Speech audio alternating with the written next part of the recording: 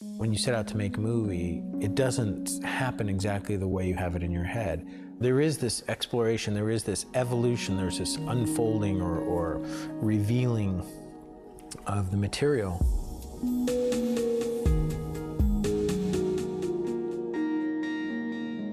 We're working on a feature film about the Zodiac Killer and the media circus that surrounded that in late 60s and early 70s in the San Francisco area. David had wanted to shoot a movie digitally, so he's shooting Zodiac with ViperCam, and then we are converting the files to DVC Pro HD for editing in Final Cut Pro. That one, yeah. With this movie, the attitude that we've taken is, okay, we've shot the setups, we have the coverage, we have the pieces that we feel we need, and now we need to kind of sift through it and find the humanity of it. Our whole mission with this was to think about the post-production aspect of it in a completely new way.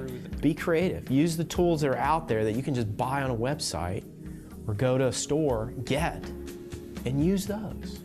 Why do you have to have all this specialized equipment? You don't.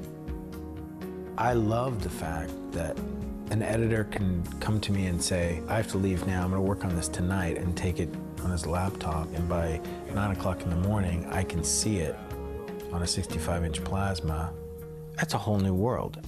The real tipping point for me using Final Cut Studio was multicam, because David usually shoots 1, 2, 3 cameras on each setup. We're actually running 6 streams of 1080 simultaneously, which is incredible to me. You want to be able to put all the screens up and go, oh, he's great here, and he's great here, so let's cut from these two. Oh, this is not the best place. So you do want to do it sort of like a live switch. It's just a really fast way to work. It's an interesting time in post-production because just like desktop publishing, we're now seeing this kind of revolution happening in filmmaking. And I think that's what Final Cut Studio's done very successfully.